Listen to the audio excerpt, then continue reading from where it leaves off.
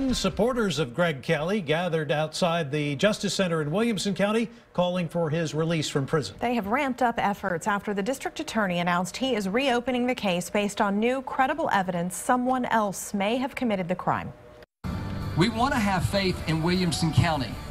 We want to have faith in our justice system.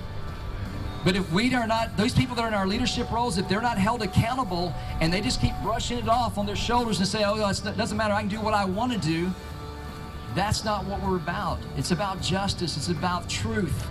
This sexual assault case was tried under the previous DA. KXAN has confirmed the new investigation will wrap up in the next couple of weeks. KXAN's Kylie McGivern was at tonight's rally in support of Kelley. And Kylie, you've been taking a close look at Kelley's support and why some say justice for the victim has to come first.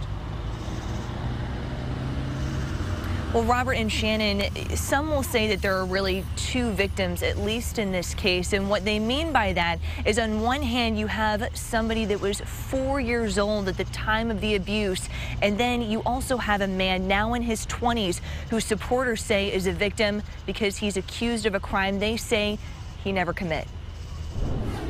Without support, Rosa Kelley says she wouldn't be here. The truth is, I do not been here, standing up and talking to you. The last time she was here for a rally, when her son Greg Kelley was arrested.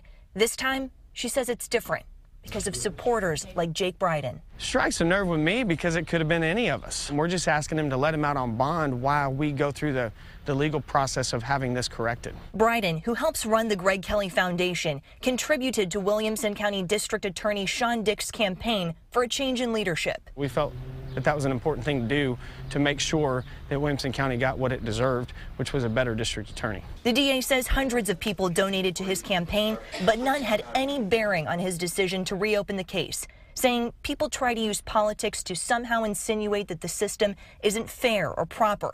It's an unfortunate side effect of being in a political position. Those things don't influence me at all. Lindsay Armstrong has followed the case as a survivor of sexual abuse. When I was about the same age as the boy that came forward and testified against Greg, there was no confusion on my part at all about who had, abused me. I knew his name, I knew his face. It's been 20 years and I could still point him out in a crowd to you. It's not something that was easily forgotten. She says a lot of times in these types of cases, a child's word is all investigators have, a power she says that should be preserved. Instead of the fear into abusers to stop abusing, you're putting the fear into the child to stop testifying. Justice will stand up for what happened to that child. And injustice will free my son. District Attorney Sean Dick told us that he has received more than 300 calls calling for the release of Greg Kelley from prison, something he says he will not do, but he does wish the hearing was sooner. Right now, it is scheduled for August 3rd, and he said it's at that time that he looks forward to the public really being able to see the evidence that is presented. Back to you. Kylie, thank you. We took a closer look at the political contributions made to Sean Dick's campaign since his campaign for Williamson County District Attorney began. Public records show from July of last year through this January, he took in more than $106,000.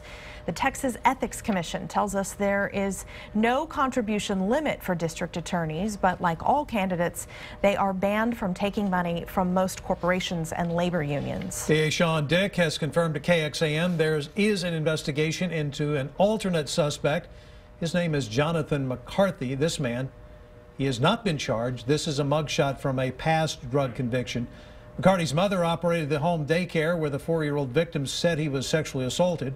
The defense claims someone overheard McCarthy admit to the crime. They also say there were photographs of naked children on McCarthy's cell phone. Investigators are looking into those claims.